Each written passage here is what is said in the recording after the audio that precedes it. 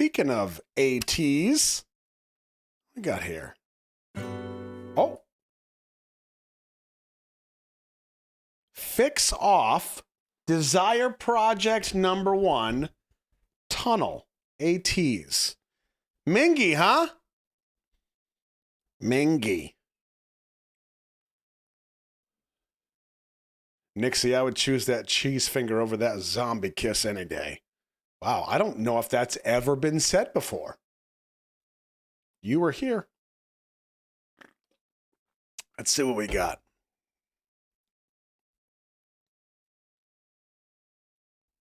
Fix, huh?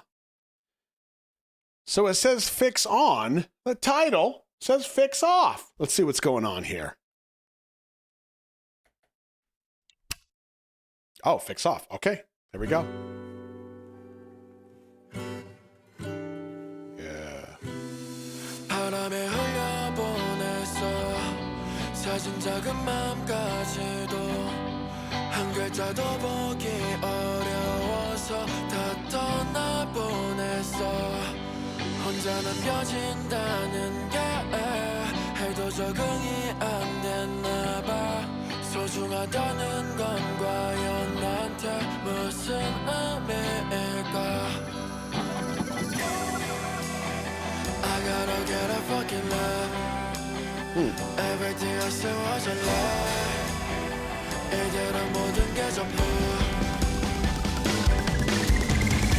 다 지울 수 있는 기억들이 다 한 번씩 습관처럼 떠올라 아침부터 밤까지 이 시간이 왜 이렇게 마음이 허전할까 이 시간이 허전할까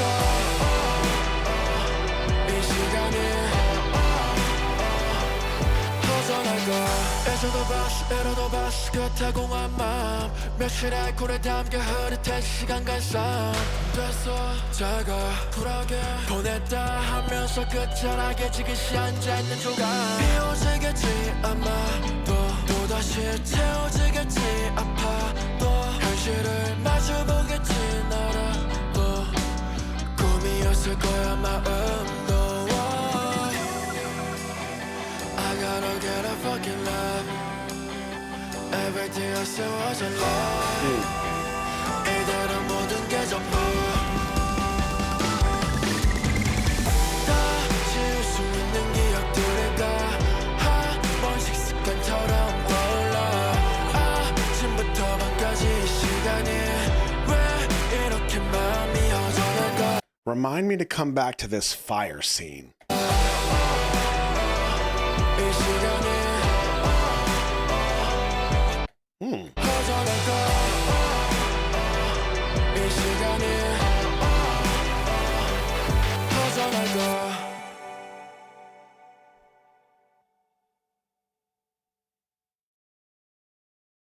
Okay, I'm gonna have an ATEEZ question that some of you will be disappointed by, but I'm just gonna need you to understand and still love me, okay?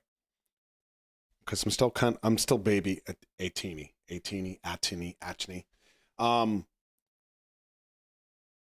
I know MINGI raps a lot, but does he sing a lot too? Or does he mostly just rap?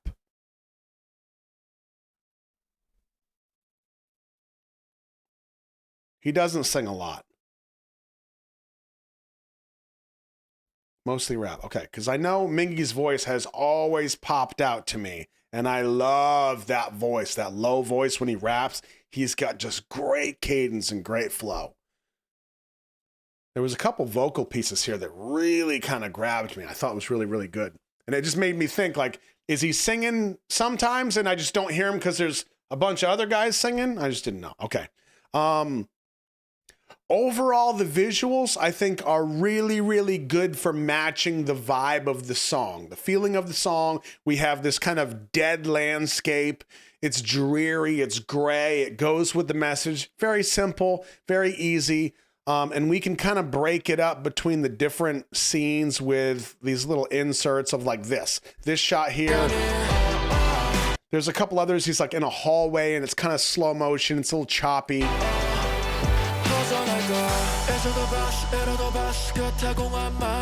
Little pieces like that. Okay, just little inserts to kind of break up the monotony. Not a big deal. But there's a point here on the fire scene. The song drifts a little bit and then it picks back up in this one spot, okay? You hear this build that's coming right here?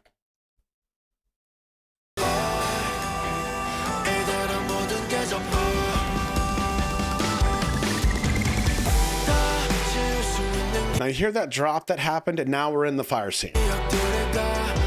You notice the build was pretty big, but then when it landed, it kind of went back to the rest of the song. Like it didn't go up and then stay up. It just went boom. And then it brought us back to the original chorus.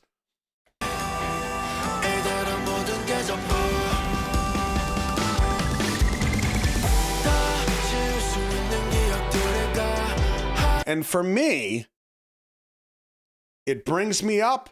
And when I see the fire, I get excited because now there's life. Before this point, there was no life. There was gray. It was dreary. It was like a dead city. And that goes with the vibe of the song. But now there's fire. You're invoking a different emotion in me, right? So now that you've got that, you got to keep it. If the audio of the song doesn't change drastically and we change the visuals, we've got to find a way to make the visuals punch even more to bring up what we're missing on the audio side. So here's what I would have done. First of all, we show the fire a hair soon. The fire should land, not this part. This is like foreshadowing. This scene right here. See this?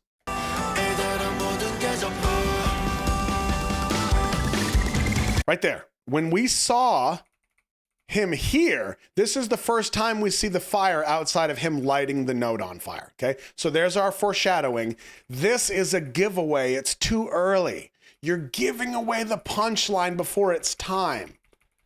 And then here is where we need to feel things. If this were me, I would have made sure the first time that you see this whole scene on fire, and I want you to feel differently, I would have used a drone to go around this scene all the way around and at least get one full rotation of this moment so you can feel the whole scene instead of just a couple of clips. So listen to this build, listen to the drop, and then visualize yourself kind of flying around the scene a whole circle and see if you feel what I'm talking about.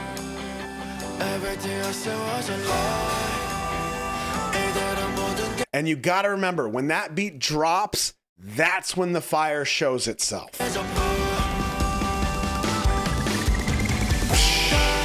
All the way around. You hear the vocals on top. He's kind of singing, he's harmonizing with himself, but it's very atmospheric. There's a lot of reverb. That is a way to use that space and fill this void that we're kind of flying around visually.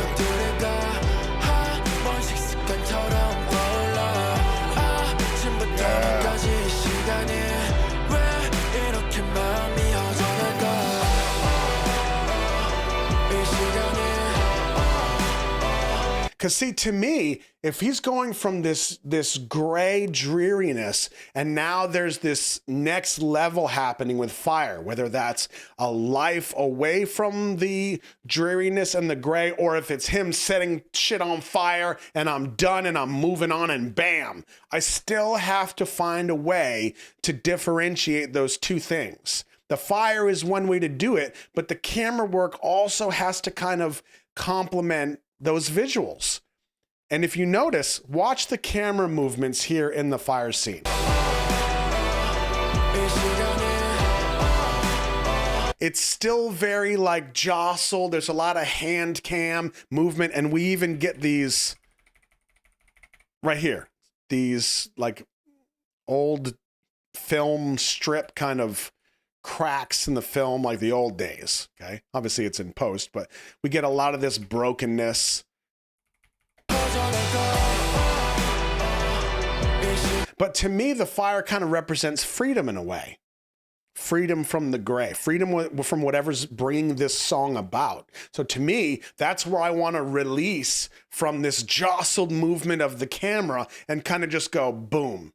And then, and now we're free.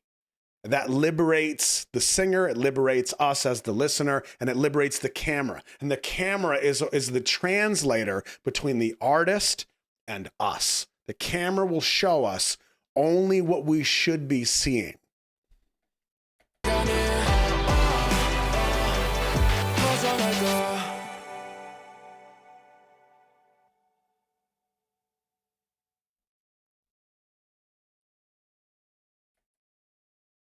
Make sure we didn't miss nothing. Yeah, warmth coming back into his life. That's a good way to put it. And I think this right here, where he's looking, he's kind of got the sun shining on him. And he looks off in the distance. I could see that. I could see that. Cool. Fun stuff, huh? Yeah, learning something with Uncle Roscoe.